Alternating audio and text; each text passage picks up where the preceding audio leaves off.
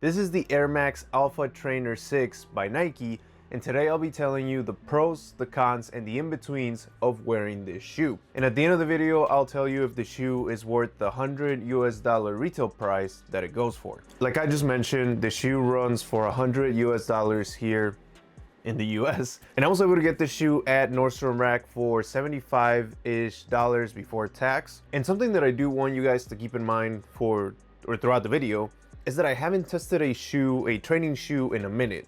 So I'm still also kind of navigating that difference between a running shoe and a training shoe, which I get there is a difference, but from a review perspective, I also don't want to take what I usually say from a running shoe perspective and bring it to this, because again, it's a different story. Now, on that note, when I review a running shoe, I try to tell you if it's good or not for the gym or for training.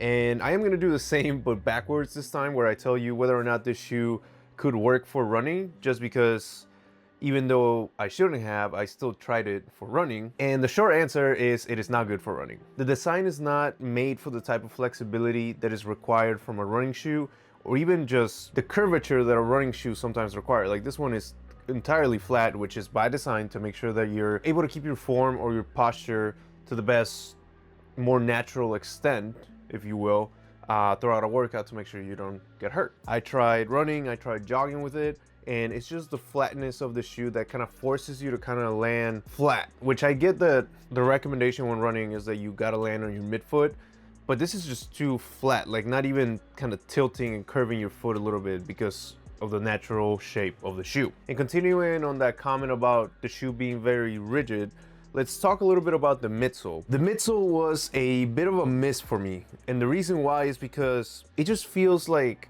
they try to overdo it. The Air Max unit, for example, feels unnecessary. I feel like it's there for the looks and to add Air Max at the beginning of the shoe name to make it a little bit more expensive. But the reality is that it doesn't really add much to it, because on a training shoe, as it's obvious here, it's very flat. Like let's say you're using it for box jumps, right? The energy distribution, it's not gonna be just on the heel, because if you're doing box jumps and you're landing on your heels, I hate to break it to you, but I think you're gonna hurt yourself. I almost wish they would have kept the entire midsole with this like more solid, somewhat cushioning, rather stabilizing foam throughout the entire thing. I feel like that would have benefited the shoe a lot more. This is the first Alpha Trainer model that I tried. I think this is the first ever Air Max training shoe that I've tried.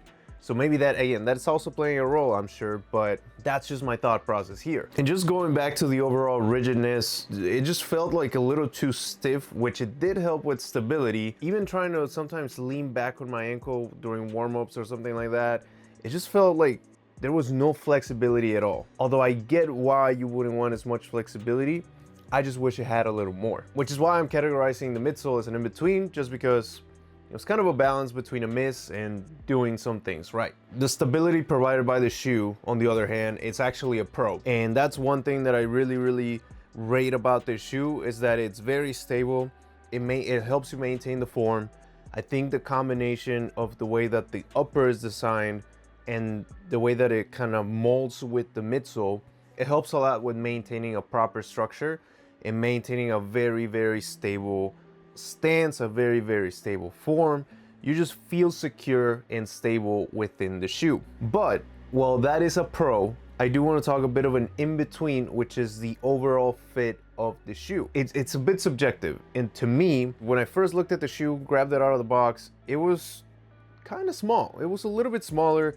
It looked for a second like it wouldn't be able to fit me. Once you're able to slip your feet in there, it's a true to size, but it's a bit adjusted. It feels a little bit tighter, especially around the forefoot area and the toe box. It just feels a little bit tighter, and there's not a lot of room to feel comfortable almost. And to me, I just prefer some shoes that have a little bit roomier toe box and forefoot, or just a wider overall forefoot area, I guess. A little too secure for my preference, which you can never go wrong with having extra security, but I would prefer for it to be extra secure while having the same amount of comfort, if not just any comfort at that point. Not to say that it's not comfortable, but it could be more comfortable.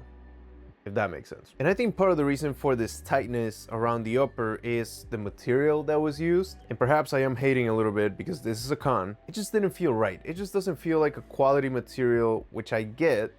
You're not gonna get the highest quality material on $100 shoe, but I just think you can do a little bit better. The upper material just feels disconnected from the rest of the shoe in terms of quality. I think if you had a different upper, this could even pass as a very high quality shoe, or at least a little bit higher than what this is. Because even when you look at the area around the collar, you look at the tongue, it's a little bit different material. If they had used the same material that you see on the tongue, I think it could have helped it a little bit, be perhaps a little bit more flexible, a little more comfortable. So is the shoe worth the $100 price tag that it goes for? I'm gonna say bluntly, not really. Training shoes at their core, they're not gonna change a lot. So when you start paying closer to 100 or above that, you expect to get a couple more things out of the shoe, but I think the shoe was just pretty average in general. However, if you are able to find this shoe, even cheaper than what I found, I think $75 truly is a little bit high. If you find it for around $50 to even $60, or of course less, I think that's a better deal for the shoe. It's a good gym shoe, rotation shoe. I don't know if I recommend it for walking. I tried it too. It wasn't terrible, but again, the rigidness and the flatness of the midsole don't really help the case. Because if you're gonna go to the extent of paying the full retail price of $100, perhaps you could look into something a little bit better that could also be on sale. Like let's say a $150 shoe, it's on sale for $75. Then perhaps you could look at something like that that could be more beneficial or just give you more value for the money that you're paying.